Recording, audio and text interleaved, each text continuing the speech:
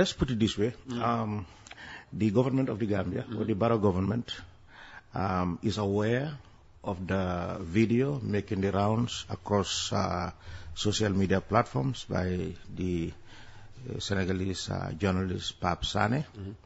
And the government, for the time being, wants to make clarifications about key issues raised by the journalists, and would also wait for the actual publication of the magazine by the 5th or 6th of July as promised.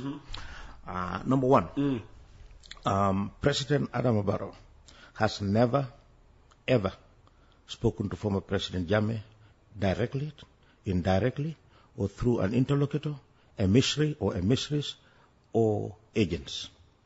Ever since he left this country, ever since Yahya Jammeh left Gambia, Adama Barrow, President Barrow, has never spoken to him, either as president-elect or subsequently as sworn-in president. Has never, ever spoken to him, has never sent anybody to him, never written him an email or a letter, anything for that matter.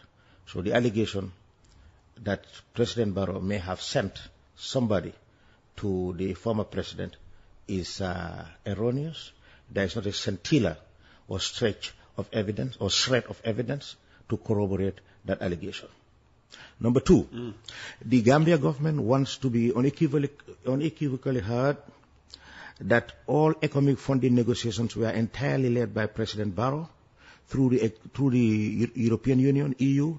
Neither Senegal nor President Sall participated in those funding negotiations. So in other words, as a president-elect, soon after he was sworn in, the European trip that they had was where President Barrow actually led this funding negotiation. In fact, number three, at the time of the EU funding negotiations, the European Union made it categorically clear that it had never funded such a program for ECOWAS. But after 22 years of despotic rule, they were convinced that Mr. Barrow presented compelling argument that the newly born democracy needed to be protected, and the European Union bought President Barrow's idea of actually supporting this program. That is what led to the birth of ECOMIC, which is the ECOWAS military mission in the Gambia. ECOMIC, most people would see it as a Senegalese program, but it is entirely an ECOWAS program. In fact, President Barrow, when he left the Gambia on the 12th of February, he was given choices of 3 countries where he would stay: Liberia, Nigeria, and Senegal. And when he was asked this question, where he would want to stay, he suggested Senegal, profoundly because of our proximity, geographical proximity, and also profoundly because of our cultural similarities. We identify with Senegal than most countries in our sub-region. And that was why he eventually had to stay in Senegal and was first sworn in on Senegalese territory. Number 4, the nomination and subsequent appointment of Honorable Fabakary Tombong Jatta as Assembly Speaker was based exclusively on powers vested in President Barrow by the 1997 Constitution.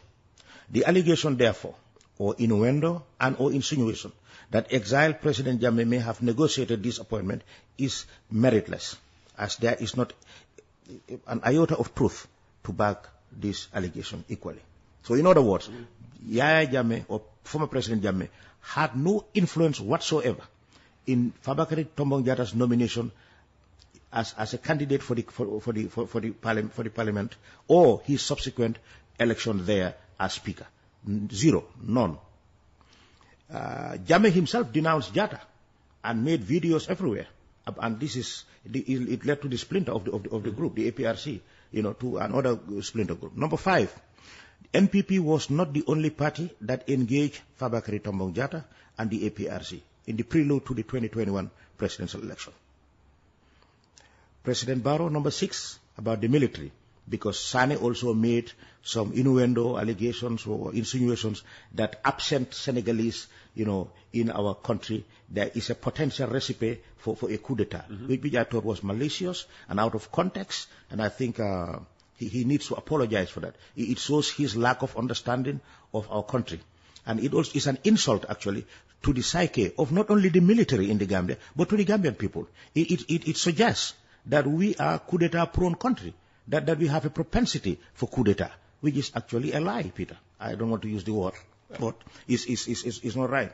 So President Barrow has the highest respect and has the highest confidence in the men and women of our armed and security forces. He is so much proud of them, especially for their demonstrated patriotism during the impasse in 2016-17. If they were bad soldiers, as Sane wants us to believe, people who are always yearning for coup d'etat, there was an opportunity during the impasse for them to dislodge the President-elect Barrow. They didn't do that. They demonstrated their love and respect for the country and their love and respect for the Constitution of the Republic of the Gambia. And this is why Barrow was here with Jammeh, who was the incumbent. He was here with him from the 1st of January, the night he won the elections, to the 12th, from the 1st of December to the 12th of January, when he actually left and went to Senegal. So the allegations